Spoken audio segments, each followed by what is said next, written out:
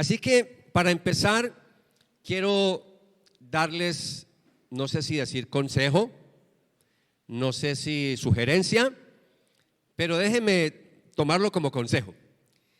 Si la posición que yo voy a hablar hoy con respecto a la segunda venida de Cristo, que tiene continuación para la semana que viene, choca con lo que le han enseñado toda la vida, como pastor, como líder, como teólogo, por favor, tenga una mente abierta.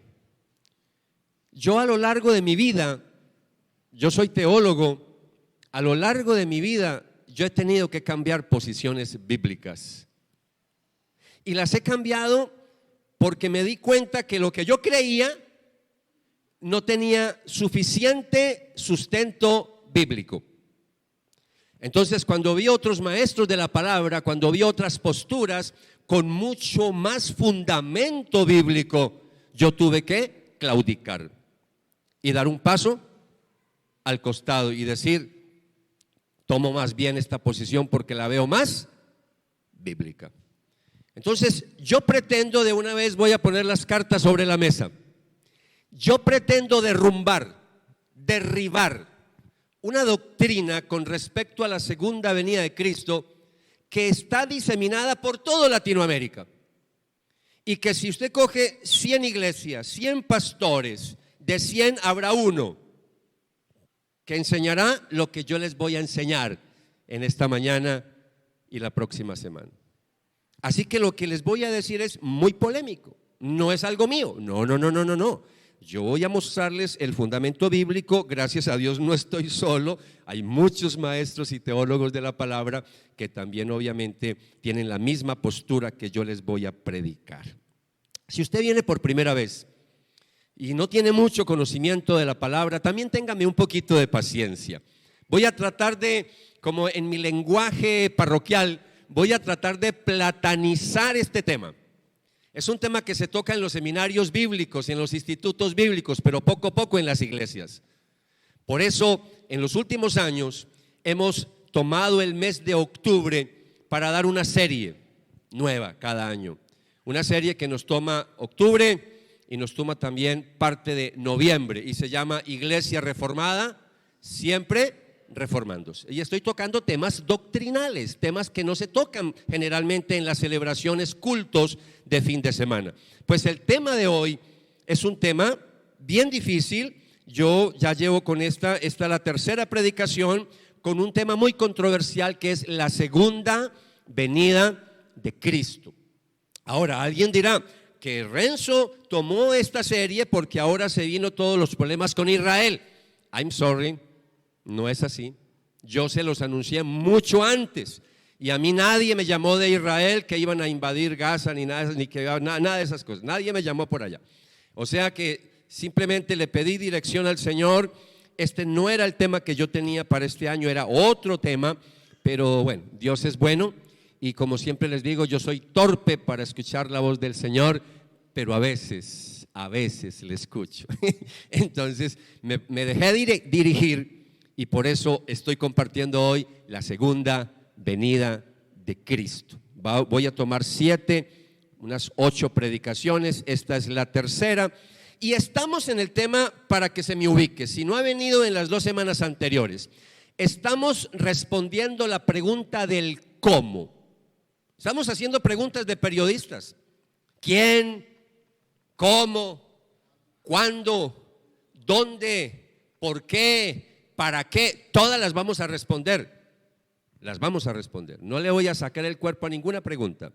Así que estamos en el cómo. Yo sé que algunos quieren que ya les hable del cuándo. No, téngame paciencia porque eso será por ahí en 15 días que vamos a entrar de lleno en el cuándo y ahí tocaremos lo que está pasando con Israel y muchas cosas más, ¿vale? Pero téngame paciencia que serán unos 15 días. Entonces, con respecto al cómo, yo ya he respondido dos. Hemos dado 2 respuestas. El cómo será una venida, a ver, ustedes ya saben, ¿cómo será? Visible, corporal. ¿Ok? Número 2, será una venida súbita, inesperada. Cuando menos lo esperen, llegará el Señor. Eso es lo que enseña la Biblia. Así que hoy voy a responder un poquito más, voy a profundizar, pero déjenme darles una pequeña introducción a lo que estamos viendo en toda esta serie. Yo les regalé a ustedes el acrónimo Parusía. Estoy escribiendo un librito de estos apuntes, de estos estudios que estoy sacando para predicar, y en el librito yo coloqué un acrónimo, porque a mí me gusta mi lema que yo tengo hace muchos años: ¿cómo te lo enseño para que siempre lo recuerdes? Para que siempre lo recuerdes. Yo tengo por ahí un amigo que lo dice, pero en sentido negativo. Al final dice, para que nunca lo olvides. No, yo lo tengo es, ¿cómo te lo enseño para que siempre lo recuerdes? Entonces les regalé un acrónimo, y el acrónimo es Parusía, ya que estamos hablando de la segunda venida del Señor. Entonces ahí está todo el temario de lo que vamos a compartir en esta serie. Ya agotamos las dos primeras letras: profecías y promesas de la segunda venida de Cristo. 2, afirmaciones de Jesús y los apóstoles con respecto a la segunda venida de Cristo. 3, reconociendo el programa de la segunda venida de Cristo. Eso lo estuvimos también compartiendo la semana pasada. Y ahora nos vamos a meter con la cuarta letra: un solo evento de la segunda venida de Cristo. Un solo evento de la venida de Cristo. Regálenme unos segunditos, por favor. ¿Por qué no le pide ahí al Espíritu Santo que te dé mucha sabiduría, que te dé entendimiento para comprender todo lo que vamos a hablar en esta mañana? Padre, por mi parte, gracias por haberme permitido compartir este estudio en el día de ayer, en las dos celebraciones, y ahora en esta tercera celebración para nuestros hermanos, hermanas en Cristo que se reúnen aquí los domingos. Permíteme, Señor, también predicarles con mucha claridad, con sencillez, pero también con profundidad. Espíritu Santo, te pedimos en esta mañana una unción de conocimiento y de sabiduría. Recordamos una palabra que dice que la letra mata, pero el Espíritu vivifica. Necesitamos que tu palabra cobre vida, no solo en nuestras mentes, sino también en nuestros corazones. Así que, Espíritu de Dios, haznos entendible cada texto que vamos a estudiar en esta mañana, y que esto nos lleve a cambios en nuestra propia vida y también a practicar la doctrina, es decir, una doctrina que se vuelva práctica, que nos lleve a cambios y a transformaciones en nuestra vida. De antemano, gracias, Padre, por lo que nos vas a enseñar en esta mañana. En el nombre de Jesús. Amén. Y amén. Bueno, un solo evento. Eso parece como tan obvio, demasiado obvio. Pues alguien dirá, ¿cómo así que un solo evento? Pues claro que es un solo evento, la segunda venida del Señor. Pero eso no es así tan fácil. Sí, un solo evento, no es tan fácil. Y no es tan fácil, mis amados hermanos, porque déjenme decirles algo que espero que tome nota de lo que le voy a decir, porque quiero hacer esta introducción de la siguiente manera. Por 18 siglos, escúcheme, por 18 siglos, la iglesia de Cristo enseñó que la segunda venida de Cristo era un solo evento. Por 18 siglos. Pero a finales del siglo XIX surgió una nueva doctrina, una nueva enseñanza que nos decía que Cristo viene en la segunda venida, pero que es una venida en dos etapas. Una venida secreta de Cristo que vendrá en las nubes como ladrón en la noche, secreta, nadie lo va a ver, se va a arrebatar, va a raptar la iglesia, se la va a llevar para el cielo. Y que después viene una segunda etapa de la segunda venida de Cristo, una segunda etapa donde Cristo regresa con la iglesia a la tierra. Entonces hablan de una segunda venida, pero en dos etapas. Tengo problema de entrada ya con esa posición, de entrada así nomás sin ver Biblia. Ahí ya no tenemos una segunda venida. Ahí ya tendríamos tres venidas de Cristo. ¿Por qué, Renzo? Sí, Cristo vino en su primera venida Cuando nació, se hizo hombre, se humanó, murió, resucitó. Se va para el cielo, está sentado a la diestra de Dios Padre. Está en el cielo. Y ahora viene a la tierra. Así sea en el aire, pero viene al planeta Tierra. Segunda venida. Se lleva a la iglesia 7 años o 3 años y medio. Ahorita voy a hablar un poquito de eso. Y después vuelve a la tierra con la iglesia. Entonces sería una tercera venida. Y la Biblia no enseña 3 venidas. Entonces quiero de entrada decirle que fueron 18 siglos donde eso no se conoció, nadie lo vio. Entonces, cuando un cristiano, cuando un teólogo, cuando un pastor, cuando una iglesia se encuentra con una doctrina que no ha sido enseñada en ninguna rama de la iglesia, que no ha sido enseñada por ningún pastor, por ningún teólogo, por 18 años, por favor, póngale un signo de interrogación gigante, porque eso ya nos pone en problemas. Quiere decir entonces que por 18 siglos estuvimos así, ciegos, no vimos, no entendimos la Biblia. Y en esos 18 siglos tenemos teólogos de un peso académico, de un peso de conocimiento de las Sagradas Escrituras, como para nosotros ser tan pedantes para decir que por 18 siglos nadie entendió y nadie lo vio, y solamente apareció un personaje por allá en 1830 para afirmar entonces que Cristo venía en secreto y para enseñarnos de un rapto pretribulacional. Y ahí empecé a tocar ya términos que se enseñan en los seminarios. Un rapto. ¿Cómo así que un rapto? Un rapto viene de arrebatamiento, sino que rapto es más del latín, arrebatamiento ya es una palabra más conocida para nosotros, no importa cómo se llame. La próxima semana voy a profundizar en lo del rapto y el arrebatamiento. Hoy déjeme sentar unas bases doctrinales, bases bíblicas, ¿ok?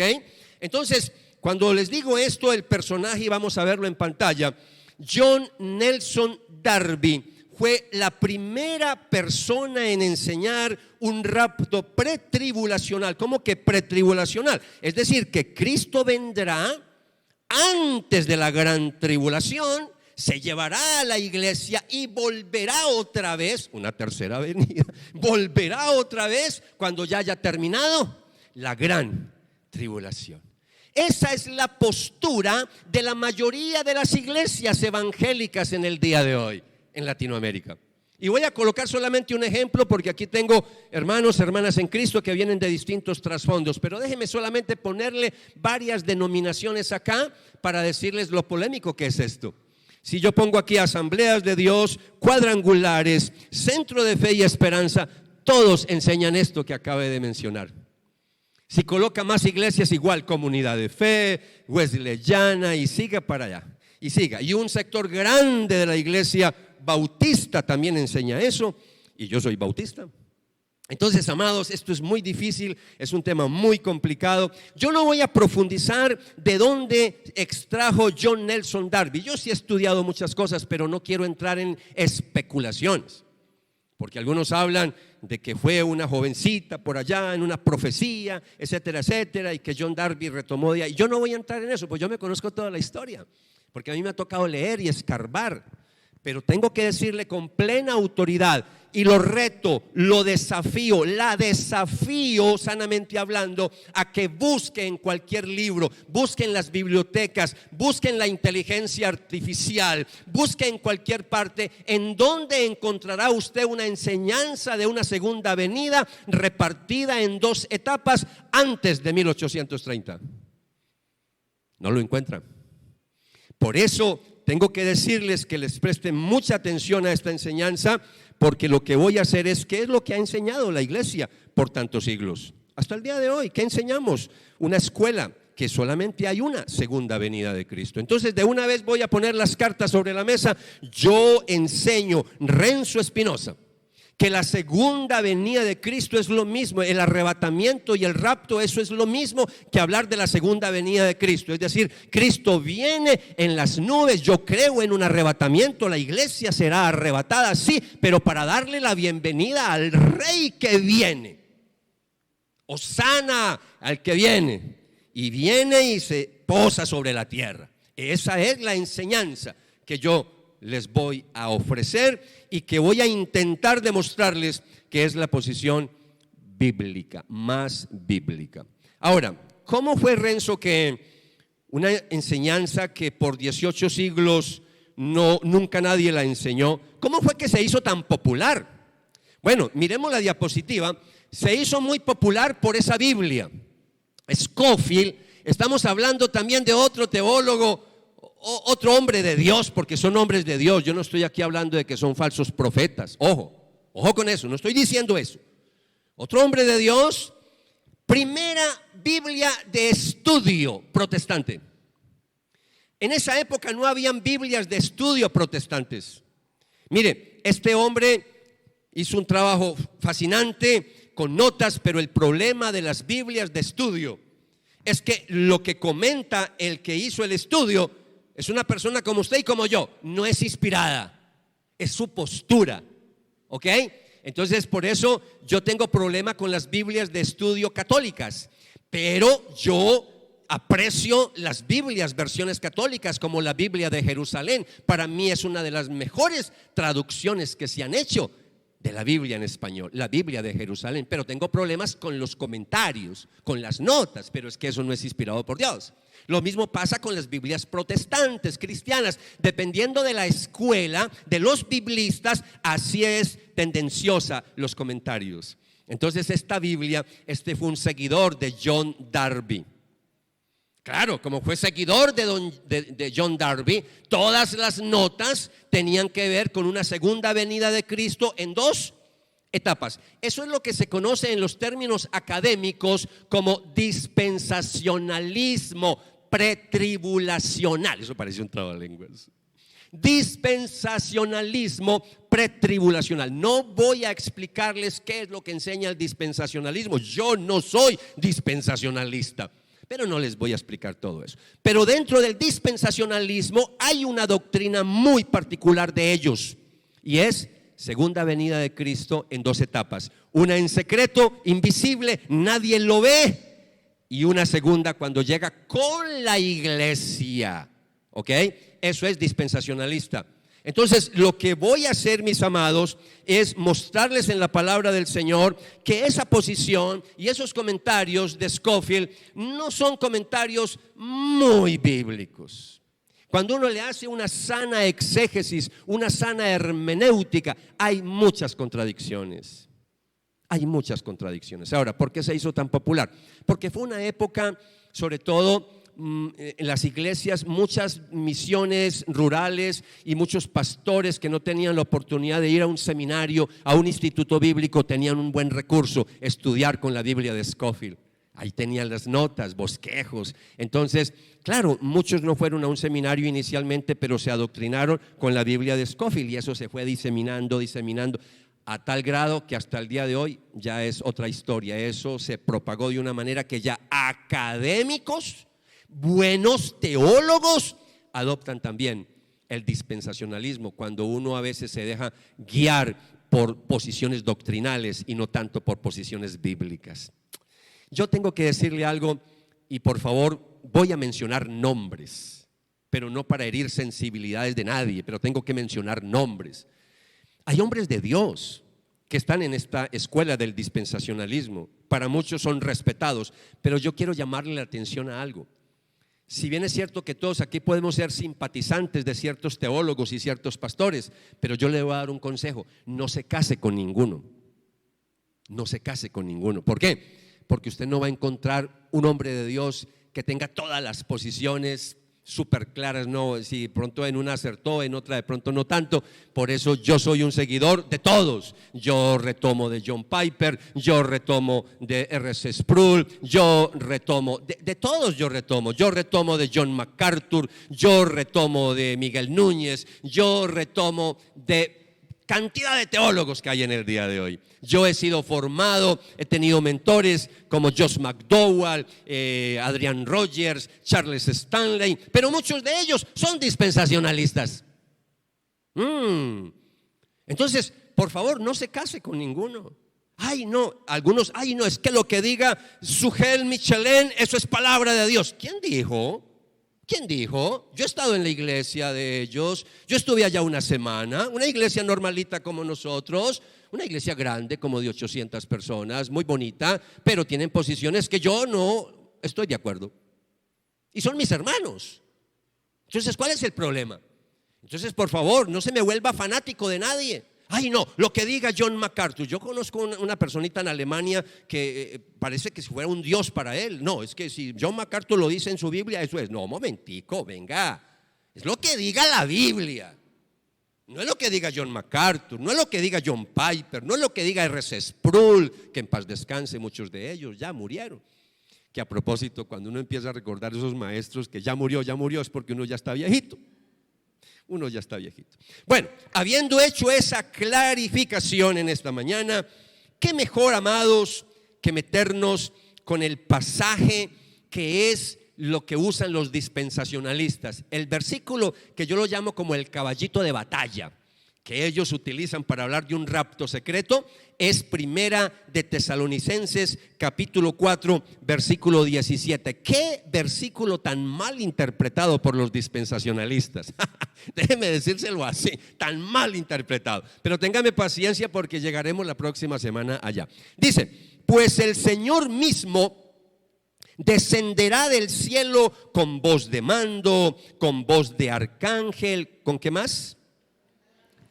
Y con la trompeta de Dios, y los muertos en Cristo se levantarán primero. Entonces nosotros, los que estemos vivos y permanezcamos, seremos arrebatados juntamente con ellos en las nubes al encuentro del Señor en el aire, y así estaremos con el Señor siempre.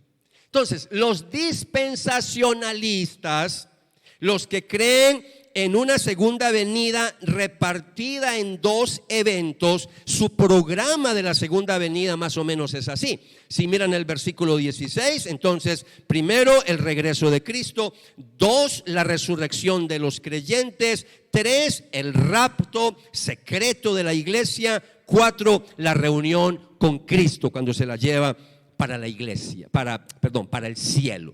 Ese es más o menos el programa de los dispensacionalistas. Entonces, para concluir esta introducción, déjeme decirle algo, y yo tengo que confesarle que yo a veces soy un poquito sarcástico para hablar. Déjeme decirle con un poquito de sarcasmo: por 1800 años no se enseñó una segunda venida en dos eventos. Ahora, después de 1830, se está enseñando una segunda venida en secreto, una enseñanza tan secreta que por 1830 años nadie la vio. Tan secreta es que por 18, casi 19 siglos la iglesia no lo pudo detectar. Ahora déjenme entonces invitarles a hacer algo.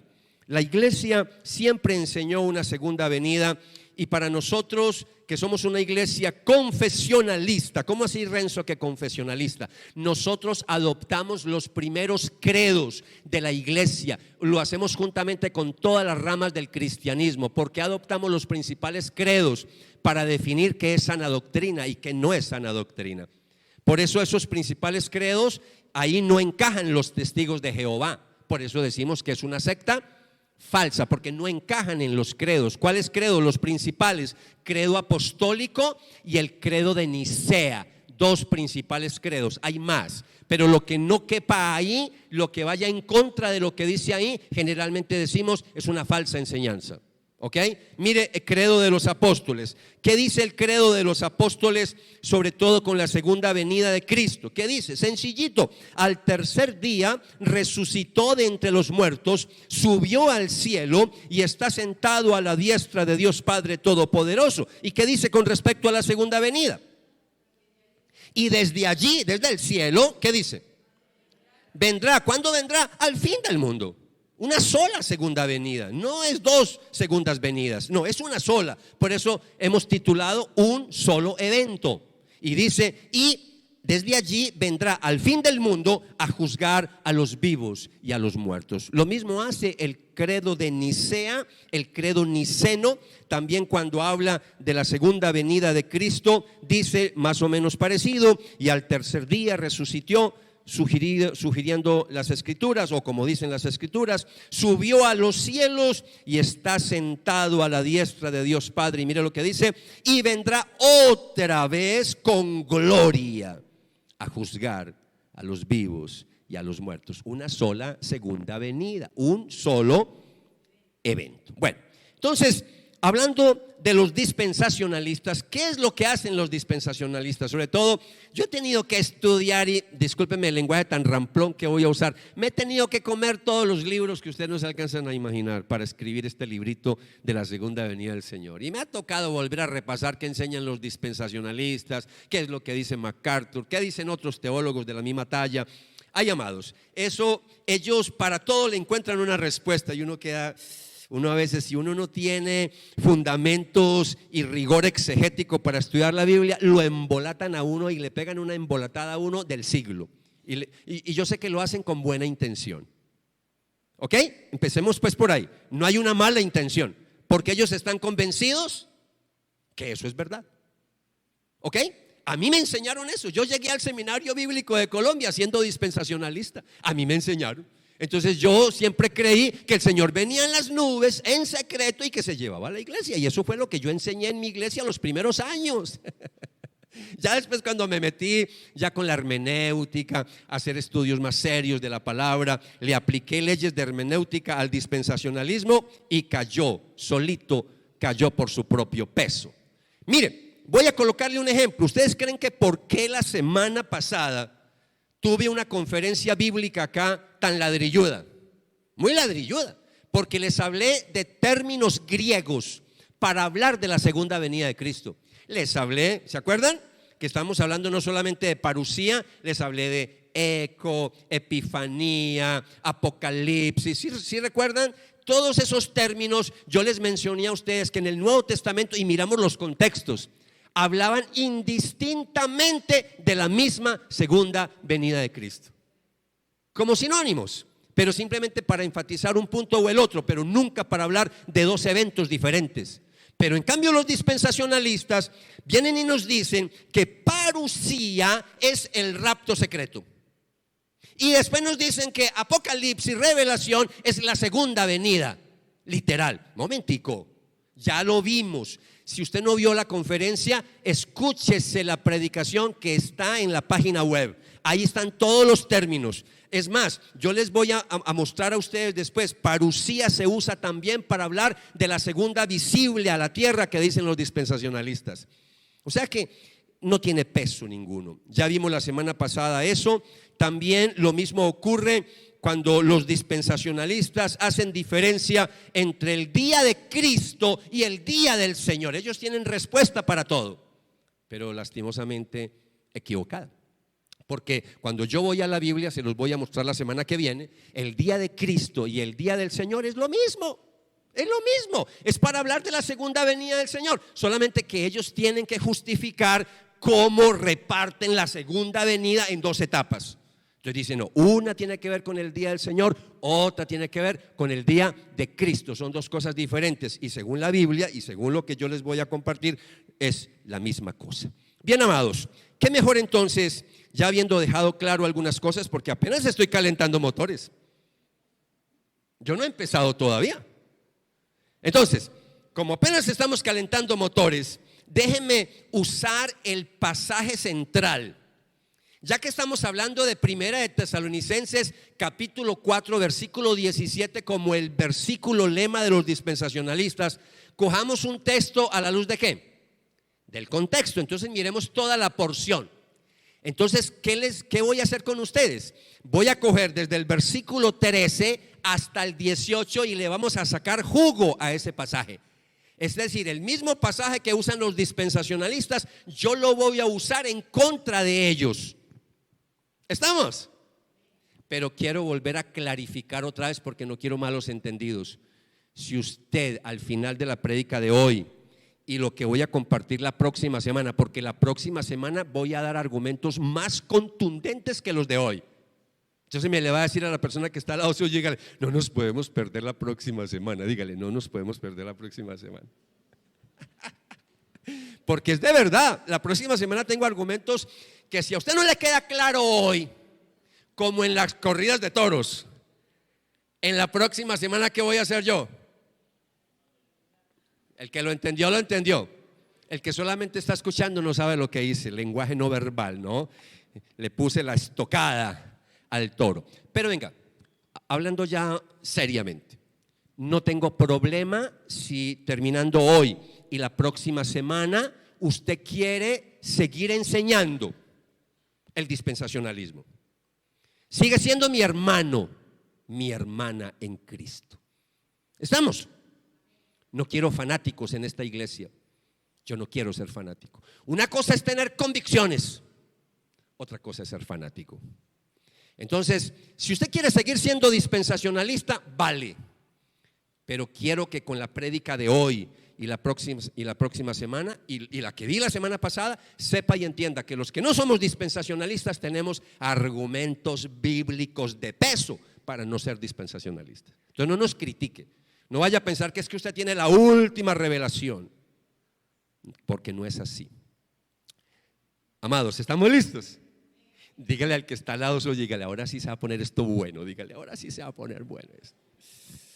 Porque nos vamos a meter con el pasaje Primera de Tesalonicenses, capítulo 4, versículos 13 al 18. Les voy a regalar, como siempre hago, un recurso mnemotécnico. Ya lo tienen de parucía para toda la serie, pero para la prédica de hoy y la próxima semana les voy a regalar una letra para que nunca la olvide. R de redil, R de renzo, R de rapto. Sí, ¿estamos?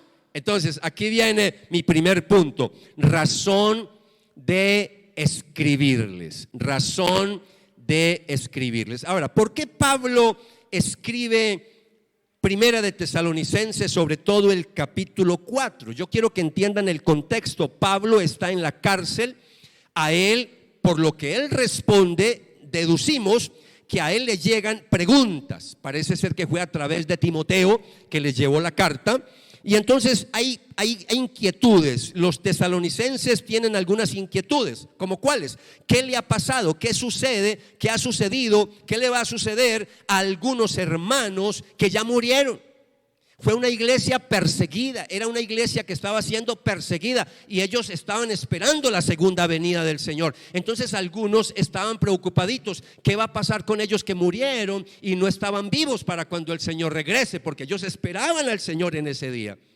Pero algunos murieron. Entonces le preguntan a Pablo que qué va a pasar con los muertos en Cristo. Y por eso Pablo les va a responder. Pero aparece también dentro de todo su argumento, en la respuesta de Pablo, también hay otras inquietudes que más adelante les estaré mostrando. Entonces vamos a mirar el versículo 13. Ese es el contexto del 17, porque para poder entender el versículo 17 hay que entender el contexto completo, versículos anteriores y posteriores, porque un texto fuera de contexto es un pretexto para otro texto. Bueno, ¿qué dice? Pero no queremos, hermanos, que ignoren acerca de los que duermen. Estoy utilizando la Nueva Biblia de las Américas, y cuando aquí se traduce en el griego acerca de los que duermen, es de los que murieron. No estamos hablando del sueño del alma que enseñan los adventistas del séptimo día. Aquí no hay ningún sueño del alma. La Biblia no enseña eso. Cuando uno muere, el alma es consciente. El rico y Lázaro, ustedes saben que el rico era consciente en los lugares de tormento. Recuerden cuando Jesús se aparece en la transfiguración, está Elías y está Moisés. Por favor, murieron y ahí están conscientes. ¿Ok? No estamos hablando de sueño del alma. Esa es una doctrina errónea, pero es un lenguaje metafórico. No quiero que ignoren acerca de los que duermen, para que no se entristezcan como lo hacen los demás que no tienen esperanza. Este tema de la segunda venida de Cristo, mi propósito no es que usted se vuelva, discúlpeme el término, cabezón teológico, que usted diga, ay, sí, ya sé todo lo de la escatología. No. Mi propósito es que usted se llene de esperanza, se fortalezca en esta enseñanza maravillosa que estamos esperando, la segunda venida del Señor.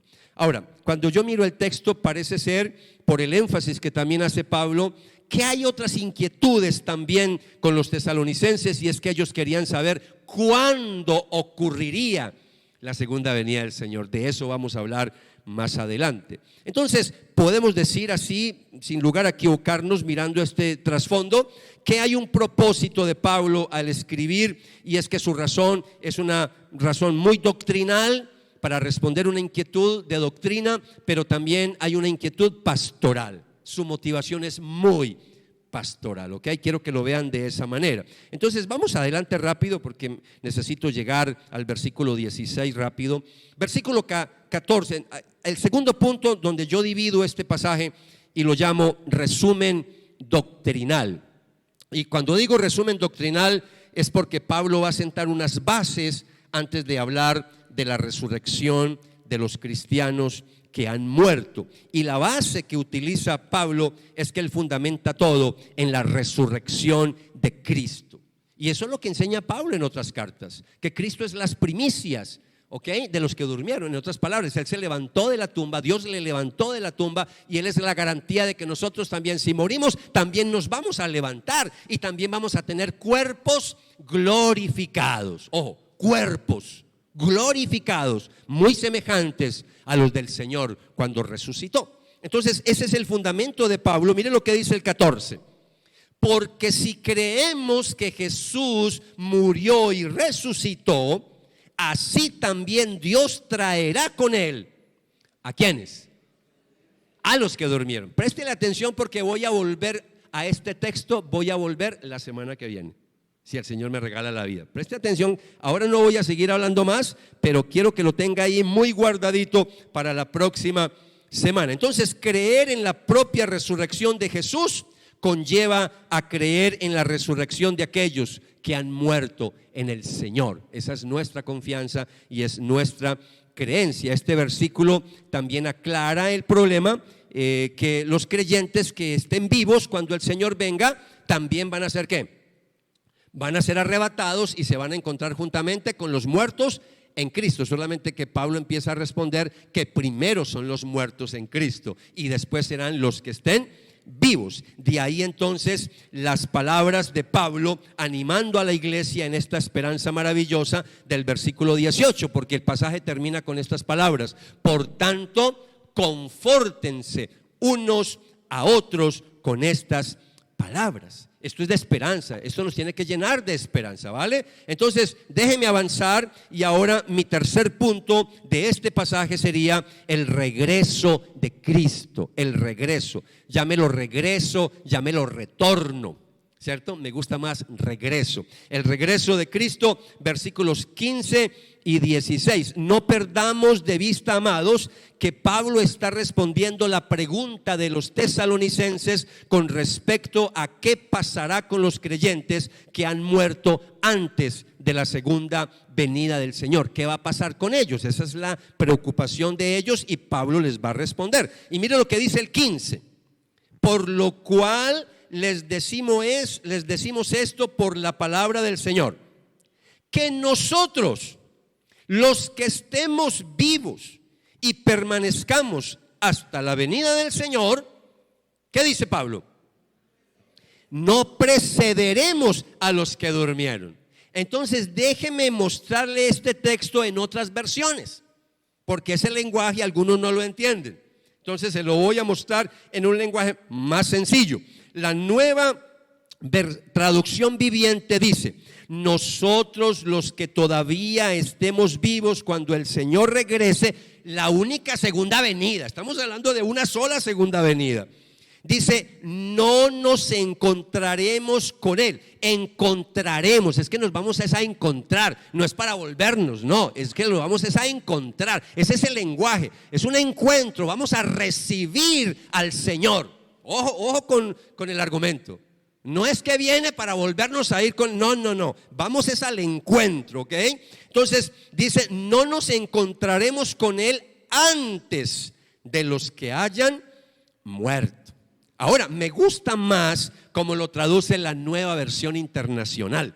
Dice, los que estemos vivos y hayamos quedado hasta la venida del Señor, de ninguna manera nos adelantaremos a los que hayan muerto. Por supuesto que no estamos hablando de una diferencia de meses ni de... No, eso es fracción de segundos. Simplemente que Pablo lo pone en ese orden para animar a los tesalonicenses y también de verdad para decirles, no, es que primero va a haber una resurrección de muertos. Ahorita vamos a explicar por qué Pablo dice esto. Yo creo que ya se está dando cuenta que yo voy a ir despacio. No quiero que usted vaya a pensar que yo voy a violentar el texto, para nada. Lo voy a tratar con mucho cuidado, mejor dicho, con guantes de seda voy a tratar este pasaje, con guantes de seda.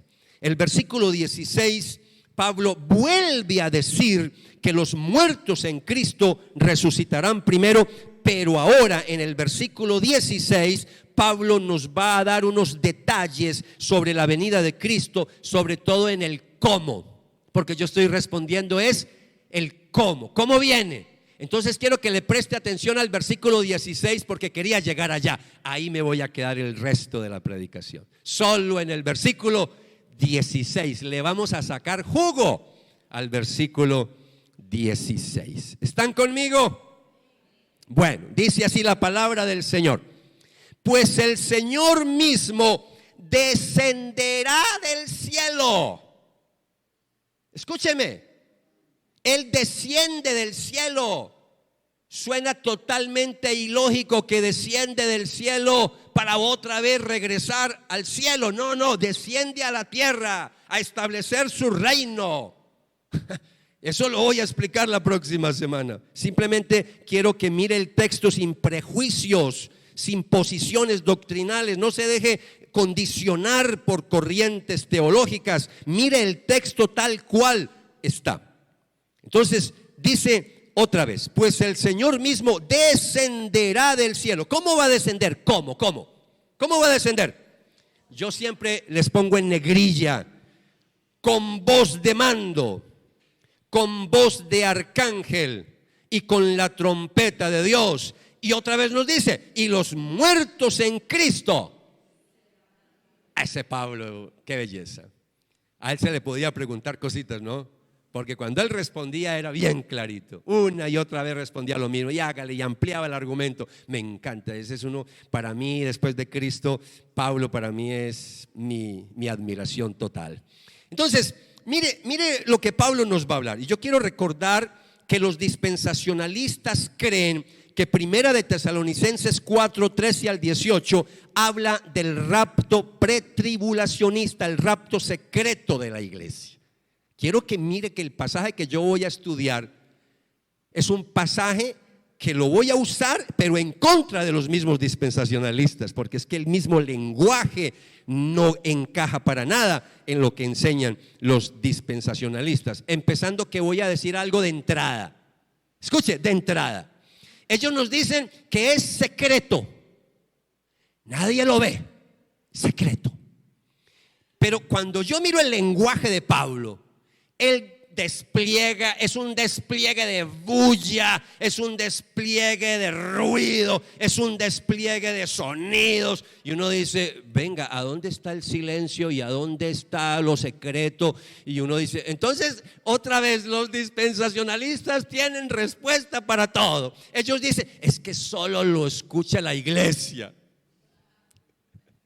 Pero el mundo no escucha esa trompeta, solo la iglesia. Y uno dice, venga, por favor. Entonces vamos a leer este versículo 16, porque el lenguaje que usa Pablo, haciéndole una exégesis al contexto histórico, cultural, teológico, uno podría llegar a dos conclusiones. A eso llegué yo, a dos conclusiones. Pablo retoma, como buen judío, lenguaje del Antiguo Testamento. Recoge teofanías, recoge literatura apocalíptica del Antiguo Testamento. pero también recoge ciertas cosas del Imperio Romano, de la cultura de su época. Es decir, retoma cosas cuando un emperador llegaba a una ciudad después de conquistar a los enemigos. Entonces de ahí él va a retomar esas figuras. Hoy no voy a hablar de la cultura romana, lo voy a dejar para la próxima semana, para un argumento que solo con ese argumento que le voy a dar la próxima semana, yo creería que si queda algún dispensacionalista en esta iglesia, usted va a claudicar. Así que otra vez dígamele a la persona que está al lado, dígale, no puede faltar la próxima semana.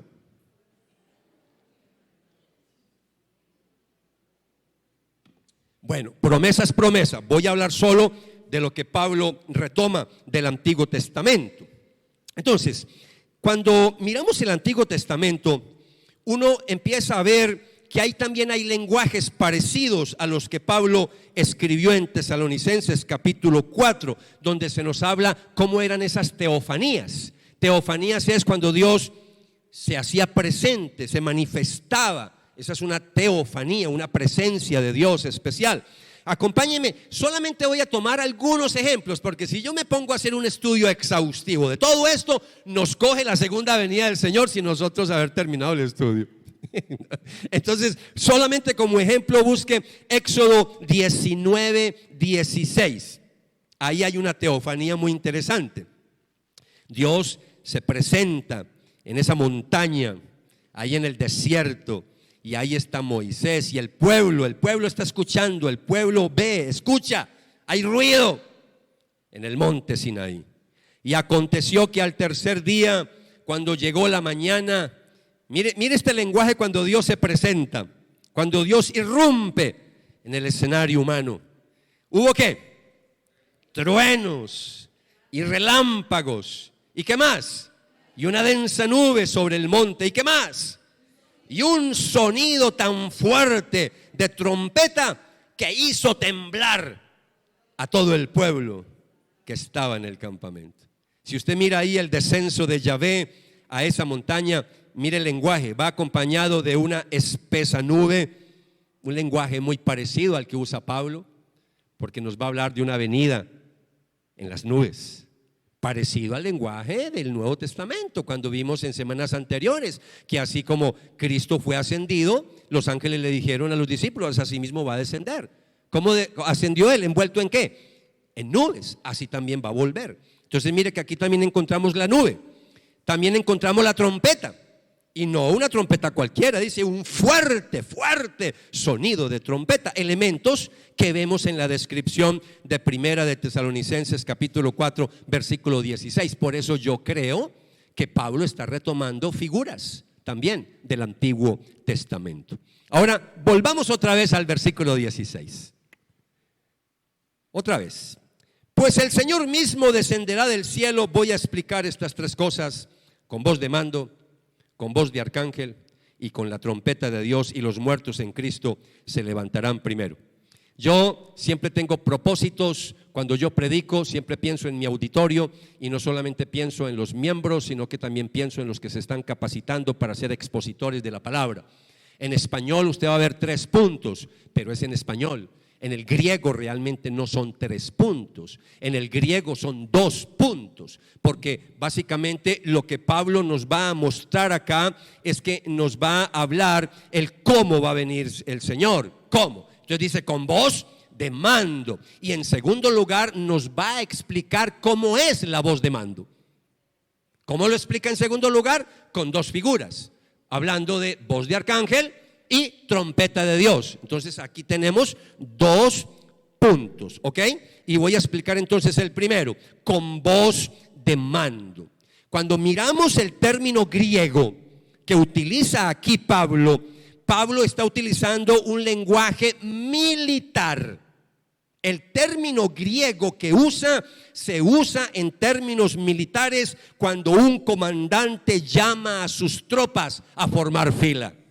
Ese es el lenguaje que usa Pablo acá. Esa voz de mando tiene que ser obedecida.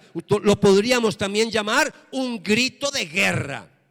Y yo creo que ahora nosotros, con estos vientos de guerra que hay en el mundo, yo creo que nos queda fácil entender. Los que están tomando apuntes, por favor, tome nota de esto que no está en pantalla. Amós 2:2. Amós 2:2 es un ejemplo donde Dios en el Antiguo Testamento da un grito de guerra acompañado con trompetas para llamar, para convocar a la guerra. Lenguaje militar, ¿ok? Ahora, ¿por qué es importante esto? Porque esa voz de mando, esa voz fuerte, ese grito de guerra, ¿con qué propósito? Pues es con el propósito de despertar a los que han dormido, a los que han muerto en Cristo. Cuando escuchen esa voz, los muertos, las tumbas, se levantarán.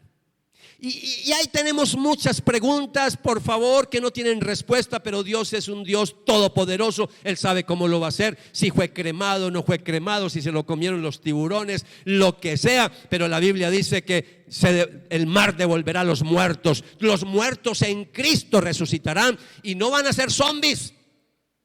No, porque algunos dicen, ay, qué miedo. No, motivo de alegría, porque van a tener cuerpos, ¿qué? Glorificados, parecidos a los del Señor. Ahí es donde yo les molesto a ustedes, que si eso me toca a mí cuando muera, si no ha venido el Señor estando vivo, ahí es donde yo voy a tener un cuerpo glorificado y de pronto algunos no me van a reconocer porque voy a tener pelo. Un cuerpo glorificado. Qué maravilla, Dios mío. A tiempos aquellos cuando yo tenía pelo. Ay, amados. Entonces, otra vez. Luego nos dice el pasaje, ¿cómo va a ser esa convocatoria? ¿Cómo va a ser? Entonces Pablo lo describe, inspirado por el Espíritu Santo, lo describe con esta frase, con voz de arcángel. ¡Ah, qué maravilla! Y con la trompeta de Dios. Pero déjenme hablar cuando dice con voz de arcángel. Aquí no quiero ser dogmático. Yo en algunas cosas soy firme, esto es así, pero aquí no les puedo decir de esa manera porque no tenemos a Pablo aquí para preguntarle en qué arcángel estaría pensando Pablo. No sabemos. Ahora, cuando vamos a la Biblia, sabemos que los arcángeles, hablando en términos angelicales, estamos hablando de un rango superior a los ángeles. Eso es todo lo que podemos decir. Y cuando miramos todo ese lenguaje angelical en el Antiguo Testamento, estamos hablando de que los arcángeles es como si fuéramos los generales de las tropas angelicales. Estamos hablando en lenguaje de guerra. Entonces, el único arcángel que se menciona con nombre propio en el Nuevo Testamento es Miguel. Yo creo que es Miguel al que se está haciendo alusión aquí. ¿Por qué lo digo? Por lo que acabo de mencionar y porque yo veo que es el único con nombre propio que aparece en Apocalipsis, no está en pantalla, tome apuntes, Apocalipsis capítulo 12, versículo 7, donde se describe la segunda venida de Cristo. Y algo muy interesante, Apocalipsis 12:7 se describe a Miguel, pero otra vez al final de la séptima trompeta. Interesante. Mismo lenguaje de Tesalonicenses. No estamos hablando de dos eventos distintos, estamos hablando de un solo evento. Y sí les voy a regalar un pasaje que para mí es el que más luz me da. Y el pasaje que les voy a regalar es Daniel capítulo 12, versículo 1. Daniel 12, versículo 1 y 2, el último capítulo de Daniel nos habla del fin del mundo. Muy importante entonces ese capítulo, porque está hablando del fin del mundo, lo que va a pasar cuando Cristo vuelva por segunda vez. ¿Están conmigo? En aquel tiempo se levantará. ¿Quién se va a levantar? Miguel se va a levantar, se levantará Miguel, el gran príncipe que vela sobre los hijos de tu pueblo. Será un tiempo de angustia cual nunca hubo desde que existen las naciones hasta entonces. Puro lenguaje de gran tribulación del Nuevo Testamento. Y en ese tiempo tu pueblo, hablando de Israel, será librado. Todos los que se encuentren inscritos en el libro, tome nota del versículo 2. Y muchos de los que duermen en el polvo de la tierra, ¿qué pasa? Despertarán. Aquí no estamos hablando de una segunda venida en dos etapas. Eso no se enseña en la Biblia. El Antiguo Testamento no enseña eso. Ninguna profecía enseña eso. Solo habla de un solo evento, una sola venida, segunda venida del Señor. Y dice, y muchos de los que duermen en el polvo de la tierra despertarán, voz de mando, despertarán, unos para vida eterna y otros para la ignominia, para el desprecio eterno. Entonces, con respecto al segundo elemento con que Pablo describe la convocatoria del Señor cuando venga por segunda vez, ya no nos va a hablar de voz de arcángel, ahora nos va a decir con la trompeta de Dios. Y otra vez está haciendo alusión a las teofanías del Antiguo Testamento, como les mencioné ahorita y les mostré algunos ejemplos. Déjeme mostrarle otro ejemplo. Isaías capítulo 27, versículo 13, para que usted vea de dónde es que retoma Pablo este lenguaje. Un pasaje para mí que, si usted lo estudia, está hablando también del fin de los tiempos, donde Dios va a liberar a Israel de los enemigos. Y también se nos habla de sonidos de trompetas. Mire lo que dice Isaías 27:13. También en aquel día, ¿qué va a pasar en ese día?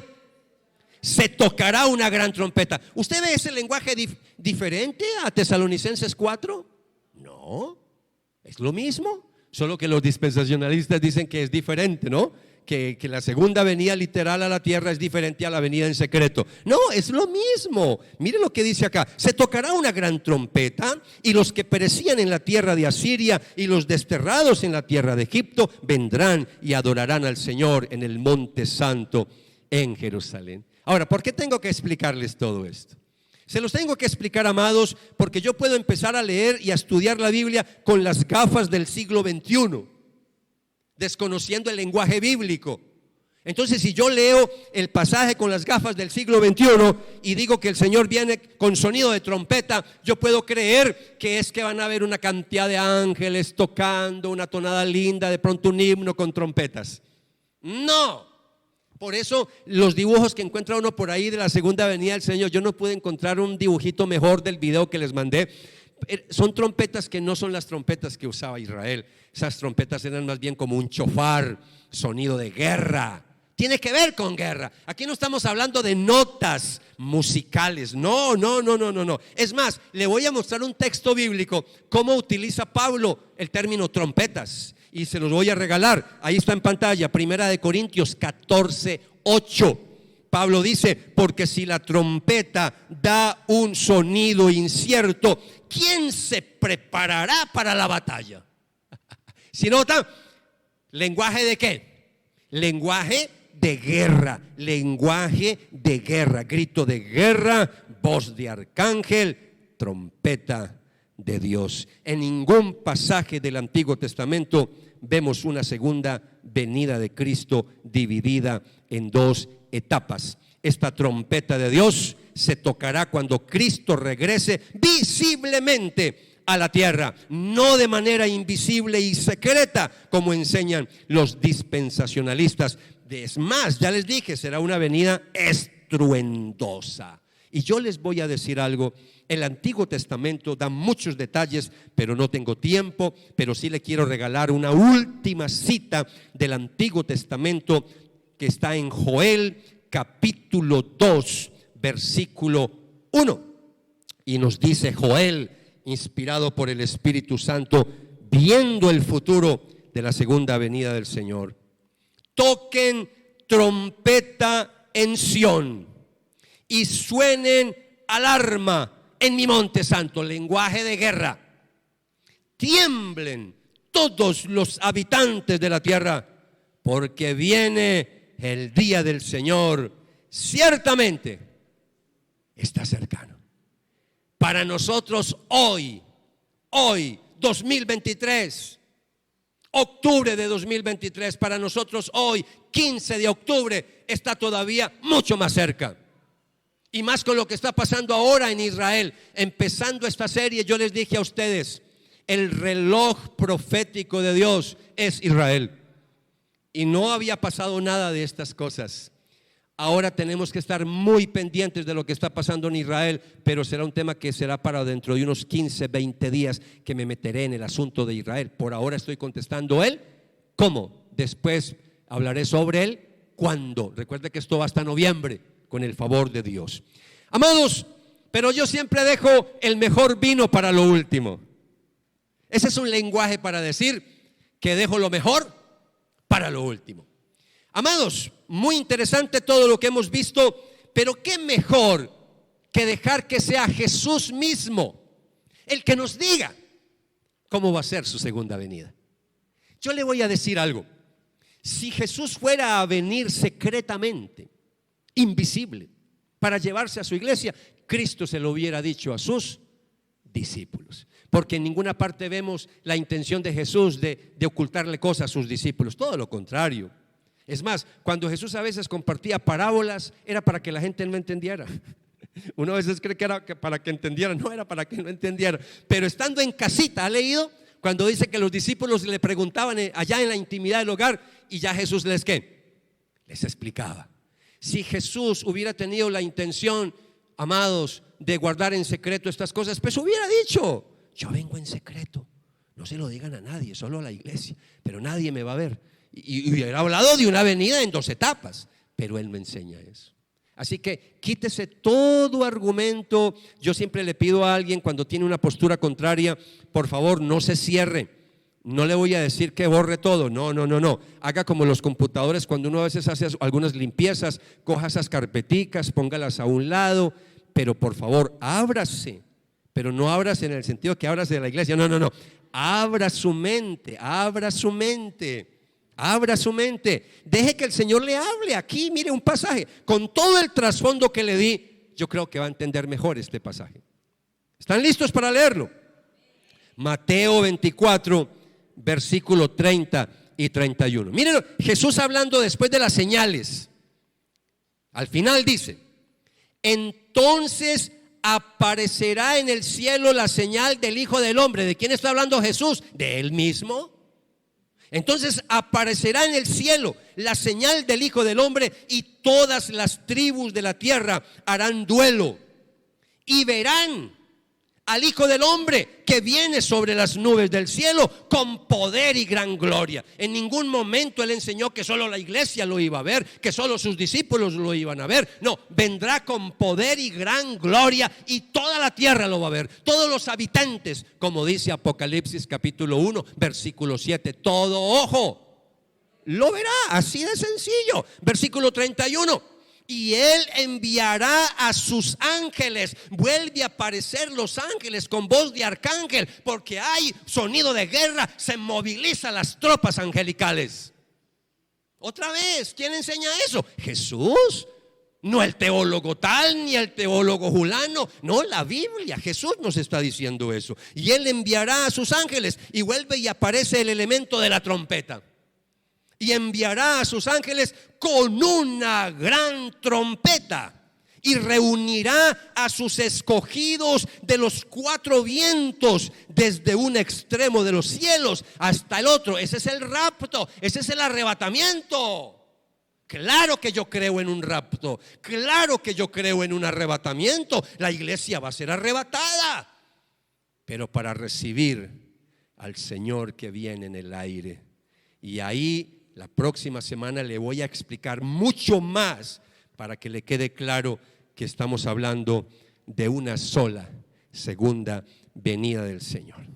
Hasta aquí mi tema hoy. Voy a compartir una aplicación que me parece que es necesaria y pertinente para todos ustedes. Yo voy a profundizar otra vez. La próxima semana me voy a meter con el versículo 17, que es el versículo clave. Pero no me voy a quedar ahí. Yo voy a avanzar en Tesalonicenses y me voy a ir hasta el capítulo 5 para que lo vaya estudiando. Véngase preparado hasta el capítulo 5, y le voy a demostrar que no es sino una sola segunda venida del Señor. Pero a modo de aplicación hoy, déjenme decirles lo que pueden ver en pantalla. Nosotros por años hemos enseñado en esta iglesia un curso que se llama Descubriendo mi membresía en el redil.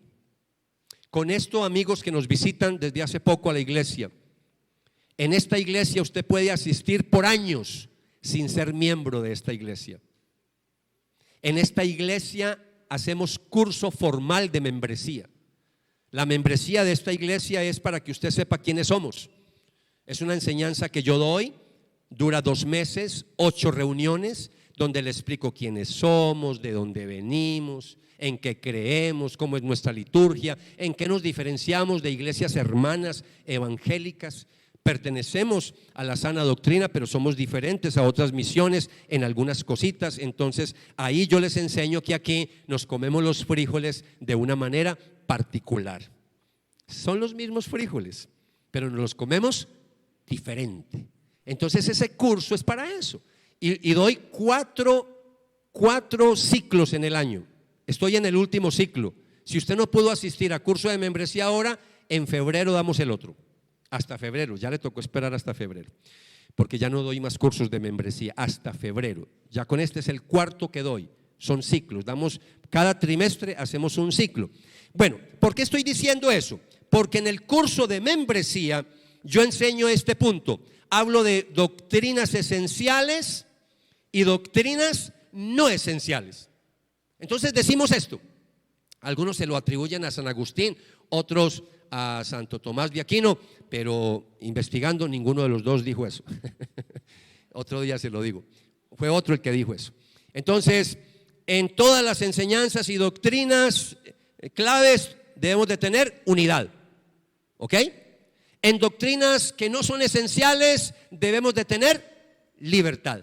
Y en todas las doctrinas debemos de tener caridad. Caridad antiguamente es amor, sino que así suena como en rima, ¿cierto? Unidad, libertad, caridad, que es amor. Entonces, voy a explicar eso.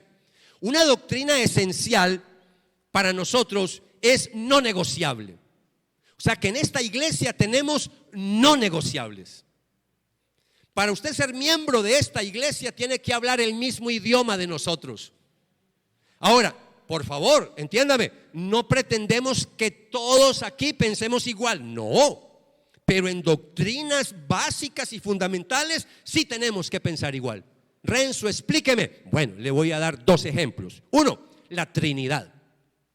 Nosotros creemos en un solo Dios vivo y verdadero, manifestado en 3 personas diferentes. No creemos en 3 dioses, en uno solo. Pero creemos Padre, Hijo y Espíritu Santo diferentes, personas diferentes, pero un solo Dios verdadero. Ese es el misterio de la Trinidad. Renzo, yo no creo en la Trinidad, yo no creo sino en Jesús, Jesús solo. Listo, puede asistir a la iglesia hasta la venida del Señor, claro. Se puede quedar aquí todo el tiempo que quiera, venir, pero no puede ser miembro de la iglesia. ¿Sí me estoy comunicando? No lo podemos aceptar como miembro. Porque para aceptarlo como miembro es porque usted va a participar de una asamblea que tenemos de miembros en la iglesia. Y en esa asamblea tenemos que hablar el mismo idioma. Renzo, explíqueme otra doctrina esencial. Bueno, con respecto a la segunda venida de Cristo. Una doctrina esencial para nosotros es creer que Jesús viene por segunda vez de manera visible a la tierra. Ya, eso es todo. Esa es la doctrina. No, Renzo, es que yo creo que Él ya vino en el año 70. No, Renzo, es que yo creo que la segunda venida es cuando Él entra en mi corazoncito, cuando Él venga a mi vida. No, eso suena muy lindo y muy romántico, pero eso no es la segunda venida. La segunda venida será visible, será establecer su reino a la tierra. Ok, si usted no cree eso, no puede ser miembro de esta iglesia. Renzo, listo, me quedó claro. Ahora, ¿qué son doctrinas no esenciales? Listo, una doctrina no esencial, déjeme hablar el mismo ejemplo de la segunda venida. Una doctrina no esencial sería: Renzo, pero es que yo sigo creyendo que Cristo viene primero en las nubes y se va a llevar a la iglesia y va a estar en el cielo, y aquí viene una gran tribulación y volverá otra vez con la iglesia a la tierra. No hay ningún problema, puede ser miembro de la iglesia, porque eso no es esencial. Sí, me estoy comunicando. Lo esencial es que Él vuelve por segunda vez. El cómo, para mí no es esencial. Así que relájese, amigo dispensacionalista.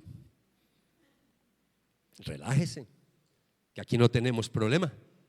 Aquí no somos fanáticos. Una cosa es que yo sea un hombre de convicciones, Otra cosa es que sea fanático. Yo no soy fanático.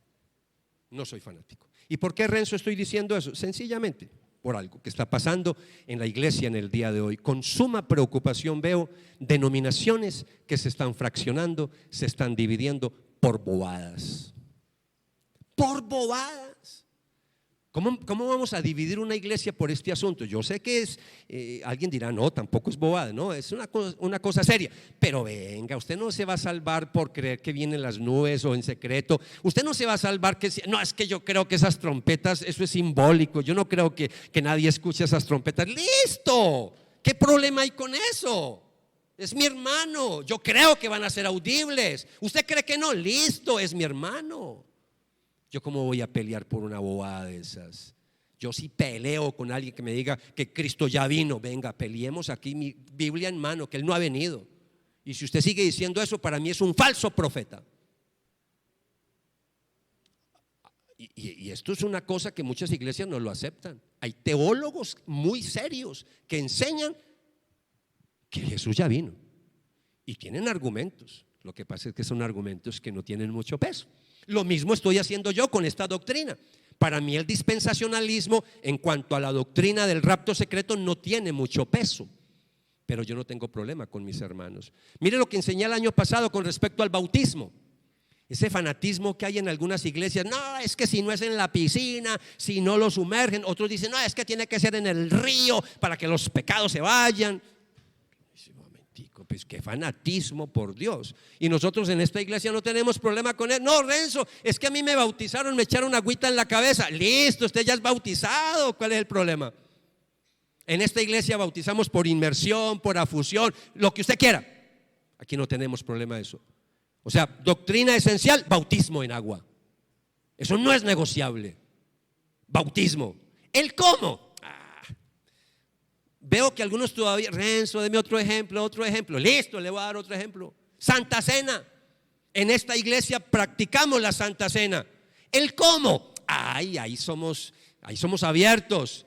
Renzo, es que el pan, unos dicen que tiene que ser pan sin levadura, otros dicen no, tiene que ser pan Bimbo.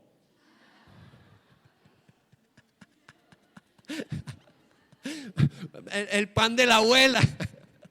Mamá Inés, no importa cuál pan, no importa si es grande, si es pequeño, si es en levadura, no importa, no vamos a pelear por eso. Entonces quiero que me entiendan que con respecto a la segunda venida del Señor nunca nos vamos a poner de acuerdo, pero quiero que sepa que usted ha llegado a una iglesia donde tratamos la palabra con mucha seriedad, y en doctrinas que vemos que no son tan bíblicas, así nos quedemos solitos, las decimos públicamente. Y así yo me quedé solo en esta posición, con muchos teólogos, la seguiré defendiendo a capa y espada. ¿Por qué? Porque el dispensacionalismo, rapto secreto. Yo termino con esto que no se lo dije ni al sábado a las 5, ni el sábado a las 7, pero mi público del domingo es muy especial. Alguien dirá, Renzo es como los políticos y las reinas de belleza. No, es de verdad. Esteban, tú que has estado dirigiendo, vas a escuchar lo que voy a decir. Eso no lo dije ayer y le pueden preguntarle ahora para que vean que no es palabra de cajón.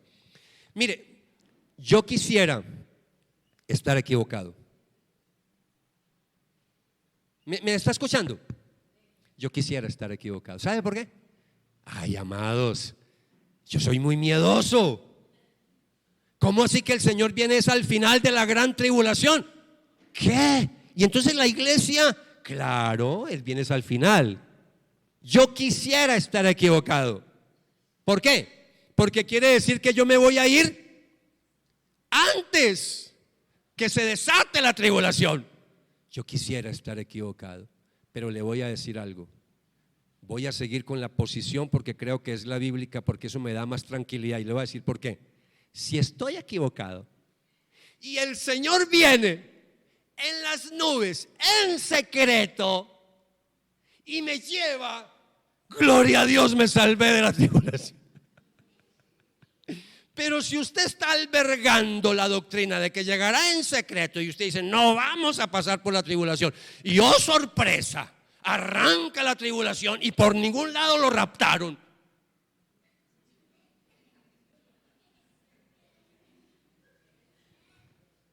usted va a estar en serios problemas, porque su fe se le puede ir al piso. Más vale que nos preparemos desde ahora. Así que le encuentro más ventaja a ser post-tribulacionista que a ser pre-tribulacionista, y eso no lo dije ayer. ¿Estamos? Iglesia, incline su rostro, vamos a orar.